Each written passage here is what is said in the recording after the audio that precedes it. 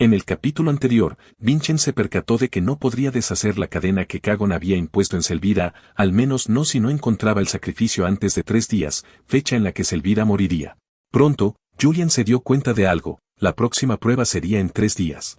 Sabiendo que sonaría frío, Julian exclamó que el intercambio era más importante para ellos, así que no debía olvidar que tenía que prepararse para eso.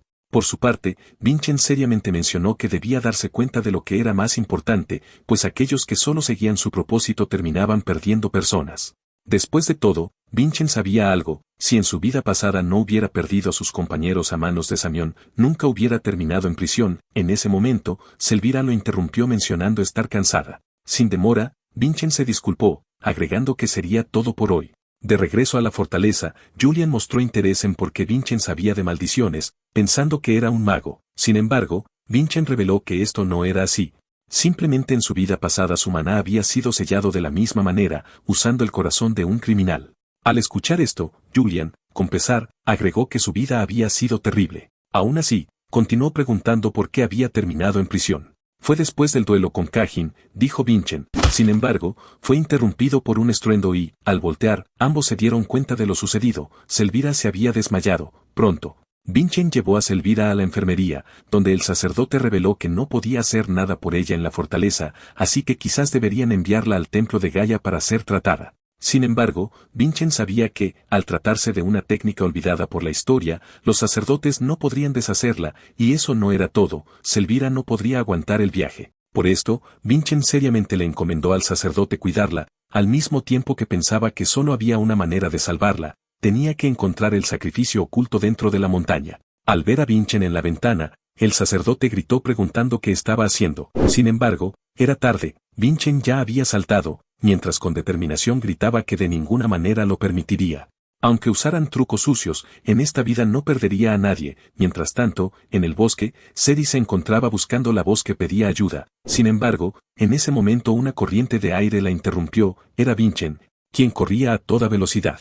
Al verlo, Ceri lo llamó y este se dio la vuelta, preguntando qué hacía ella en el bosque. Vincent no tardó en explicar la situación, y Ceri preguntó sobre el tipo de sacrificio. Seriamente, Vincent reveló que usarían algo pequeño, quizás una bestia o un espíritu, sorprendiendo esto último a Ceri. Sin embargo, al darse cuenta de que estaba perdiendo el tiempo, se despidió, pero en ese momento una seria Ceri exclamó que quizás podría ayudarlo. Mientras tanto, la maldición en Selvíra se hacía cada vez más fuerte. Por su parte, Vincent, acompañado de Ceri, se encontraba usando Galaxy errante en el aire, hasta que Ceri le dio una señal. La voz que escuchaba venía del despeñadero. Sin demora, ambos bajaron, y Ceri comenzó a gritar para llamar la atención del espíritu, cosa que Vincent consideró inútil, pues Elvira estaba a punto de morir.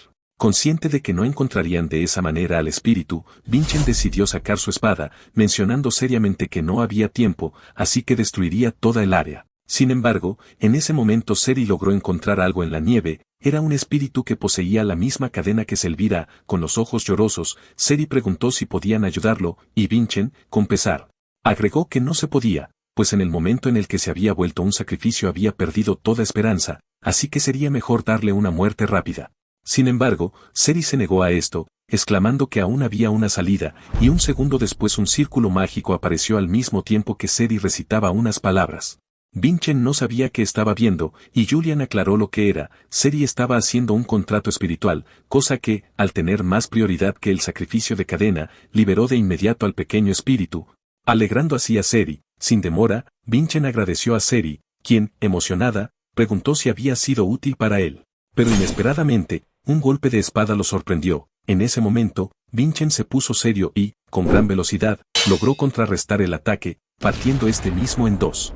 Sin demora, Vincent preguntó quién era y qué hacía allí, y desde las sombras una voz resonó: ¿Eres Vincent? ¿Qué haces aquí? Al momento siguiente, Kagon salió y, con una mirada seria, agregó que había interrumpido el ritual de Samión, así que necesitaría una buena excusa para haberlo hecho. En ese momento, un enojado Vincent respondió: no esperaba encontrarte aquí, Kagon.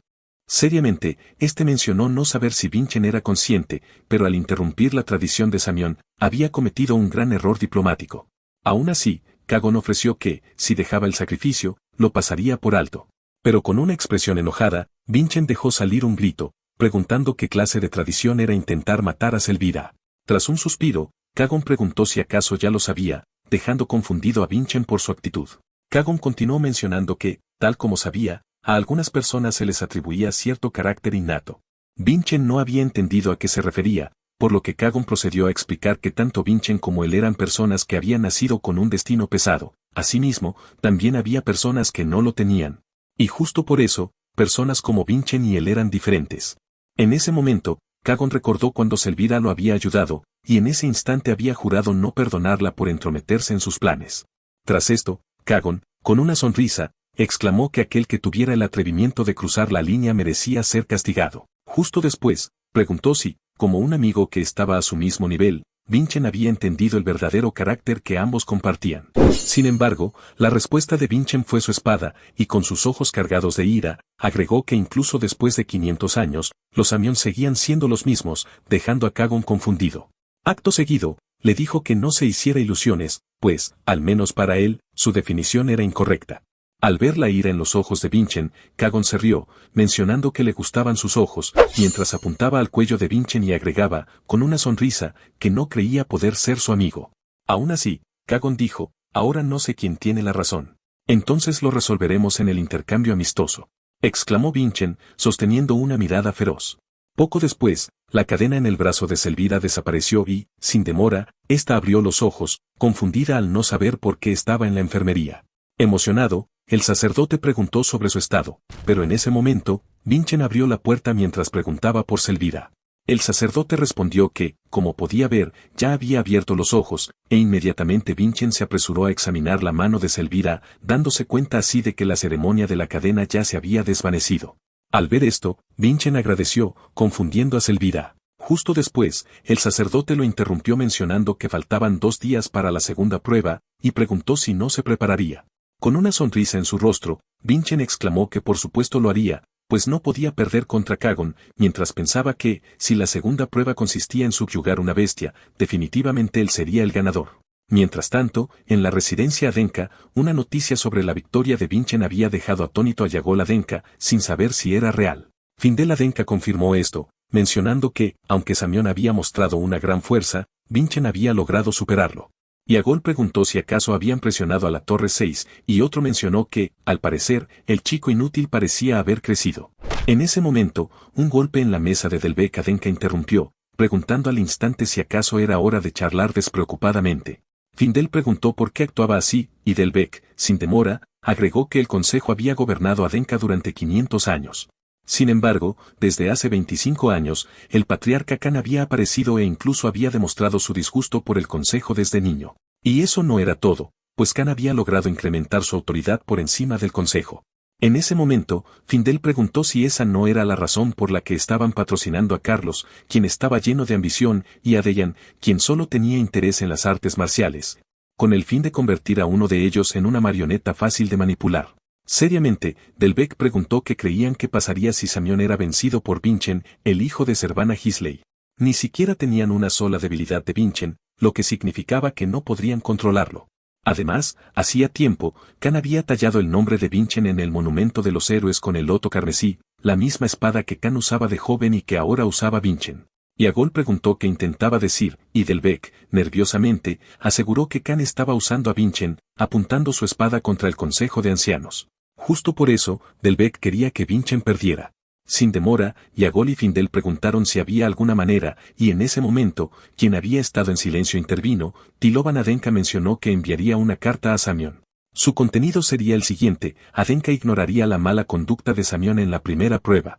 En ese momento, Delbecq interrumpió, preguntando qué planeaba, y en ese momento una sonrisa se dibujó en Tiloban mientras decía, a cambio, Adenka se encargará de la segunda prueba. 2 días pasaron y la segunda prueba comenzó con una gran explosión que emocionó a Erka, quien gritó que la única regla consistía en derrotar al monstruo frente a ellos en el menor tiempo posible. De inmediato, Elis Hartman cargó su lanza para, justo después, lanzar un poderoso ataque dirigido a Kagon. Pero al ver que Kagon no estaba, Elis Hartman se sorprendió de la misma manera que Vargon, quien preguntó si acaso había desaparecido. Inmediatamente, Erka lo negó exclamando que estaba arriba.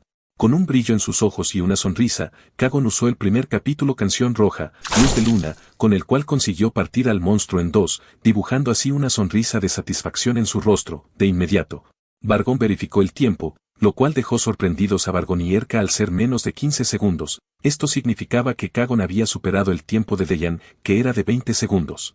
Al instante, la multitud estalló aclamando a Kagon por superar el mejor tiempo de Adenka.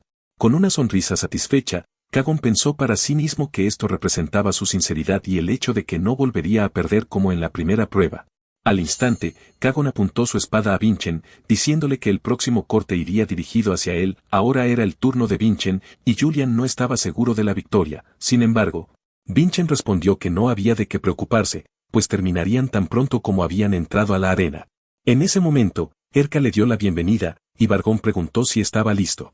Por supuesto, respondió Vinchen mientras sujetaba su espada. Inmediatamente, Erka gritó que en ese caso, la prueba de Adenka daría comienzo. Pero justo en ese momento, Vinchen se percató de algo. El lagarto se veía extraño. Mientras tanto, en la residencia Adenka, Findel preguntaba qué había hecho a Tilovan, quien de inmediato aseguró no haber hecho nada. Sin embargo, Findel sabía que era mentira. ¿Interveniste en la segunda prueba?, preguntó Findel. No obstante, Tilovan insistió en que no había saboteado al monstruo de Vinchen con ninguna magia o droga e incluso recalcó que era exactamente igual al que había enfrentado Kagon. Solo hay una diferencia, dijo Tilovan con una sonrisa. No se ha alimentado en 2 días. Tilovan aseguró que las personas no se darían cuenta. Sin embargo, su hambre lo haría lo suficientemente feroz como para retrasar a Vinchen unos segundos, faltando 2 segundos. Julian se dio cuenta de que el lagarto estaba hambriento, y Vinchen lo confirmó por sus ojos inyectados en sangre. Julian dijo que solicitaran suspender la prueba, pero era tarde. El lagarto había sido liberado, dando inicio a la prueba. Ante el inminente ataque, Vinchen pensó que debía esquivarlo, pero sabía que de hacerlo no podría derrotar a Kagon.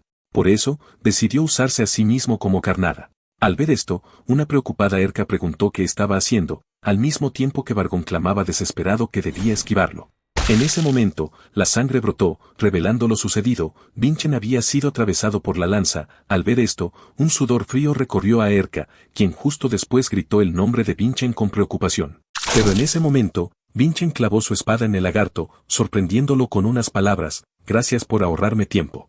Liberando sus rayos, Vinchen mencionó que si se insertaban 2 espadas de ese modo, podría controlar la energía correctamente, diciendo esto con una sonrisa de enfermito.